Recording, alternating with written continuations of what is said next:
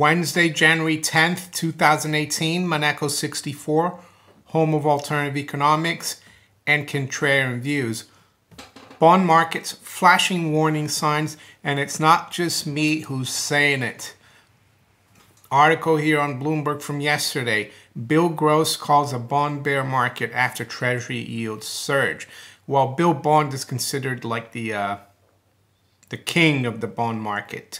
He managed trillions of a bond portfolio at PIMCO years ago. Right now he's at a different company. But he says here, bond bear market confirmed, Gross said in a Twitter posting on Tuesday, noting that 25-year trend lines had been broken in 5- and 10-year Treasury yield maturities. The billionaire fund manager at Janus said last year that 10-year yields persistently above 2.4% would signal a bear market, though added in an interview last week that even in such an environment, investors probably wouldn't lose a lot of money.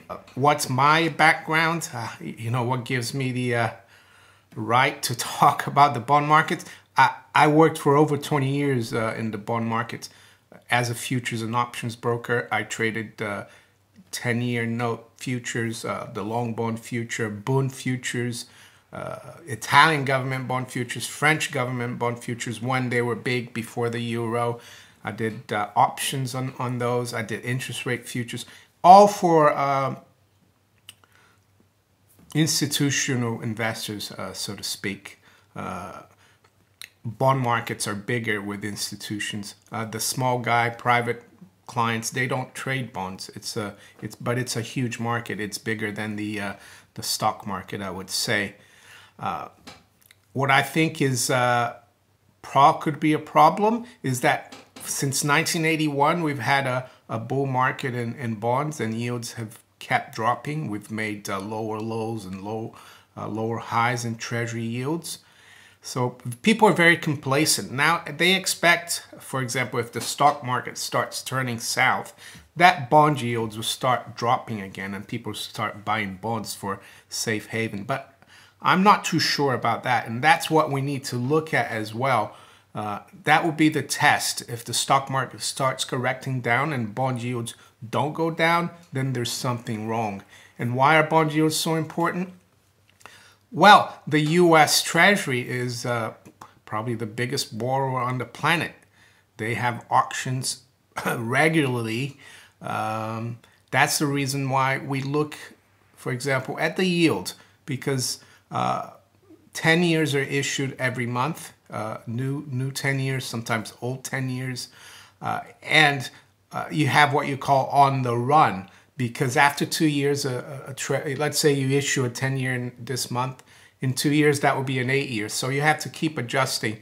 So that's why the yield is always the thing to look at, because the prices are not indicative always, because the note runs out. So we always look at on the run. So I think this is some of the charts that Bill Gross is talking about. This is one from investing.com. And this takes a high in yield in 1988, so 30 years. And you can see now that we're just breaking above that trend line.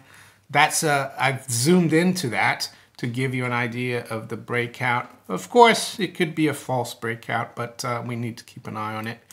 And so I've got that chart now for you, not zoomed out, so you can have a better idea of what I was talking about. So since 1987-88, that line is held, and now we're going above it. That's what Bill Gross was talking about early, in that article, well, in that tweet from yesterday.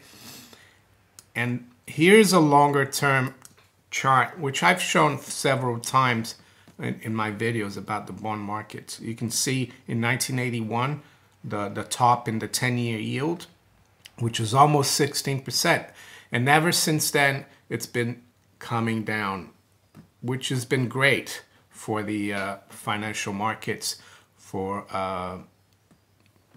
financial assets, derivatives. That's the other thing I'm going to talk about, derivatives. derivatives have allowed this bond bull market, this credit boom that we've had.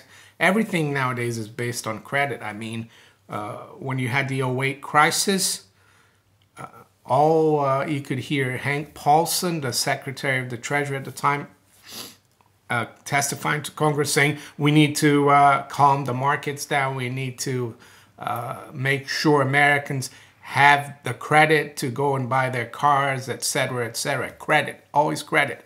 There's nothing, it's been, the people have become dependent on credit because of this chart of the 10-year yield, which is supplied abundant credit. So now if we have a reverse of that, that's gonna put the span, that's gonna make things very different, a very different world where credit is not abundant and interest rates start rising. And why is that a problem? Because all other financial assets price are based off low interest rates or decreasing interest rates. And interest rates start going up, it's gonna revalue everything downwards, in my opinion, and it will screw up all the projections of that politicians, included President Trump, have made for their tax plan, because the U.S. Government is going to have to borrow even more, because a lot of these bonds they issue every month, they're being issued to pay off old bonds that have matured, because there's no way they can pay anything off, because the U.S. is running 500 billion plus deficits, budget deficits a year. So unless the U.S. starts running surpluses, they're going to have to refinance all the old debt that comes due, and they have to repay. They do that by issuing new debt. And if interest rates go up, they're going to be issuing debt at higher costs. And that's going to screw up all the projections of how much, well, it's going to snowball. It's going to be horrible. The other point I'd like to make is that foreigners hold a lot of treasuries. You see here, foreign holders of U.S. Treasury securities.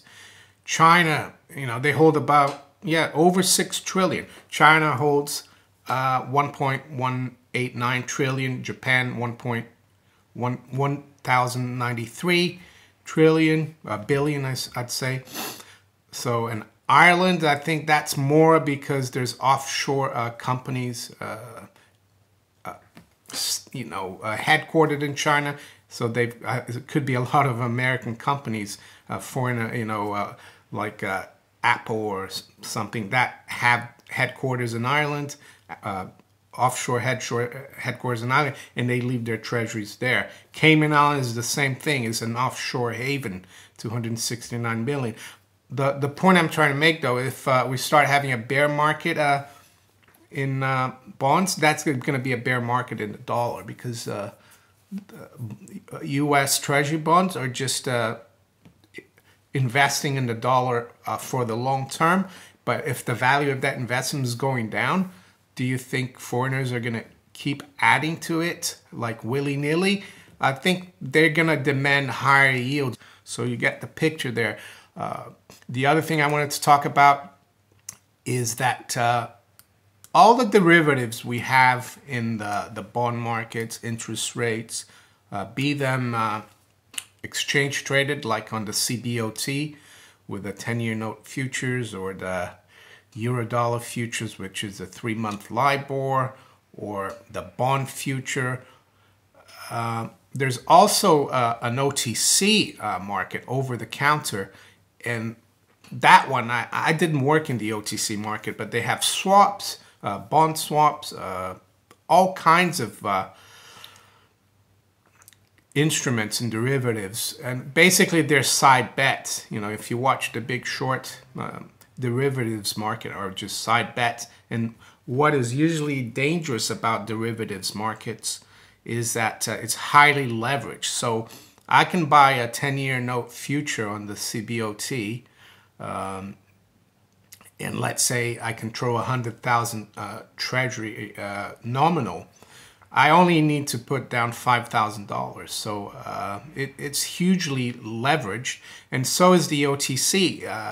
The bank's OTC is when, you know, let's say a fund manager calls Goldman Sachs and says, "Oh, can you write me a derivative on my bond portfolio?" And they say, "Yeah, we'll do it." Yeah. Oh, how big is your portfolio? Is it 500 billion? Okay, you can put down, you know, 50 million to control that, and we'll let you know when you need to send in funds, or we'll send you funds if it works your way. And that's how it works. And for the last 15, 20 years, I'd say,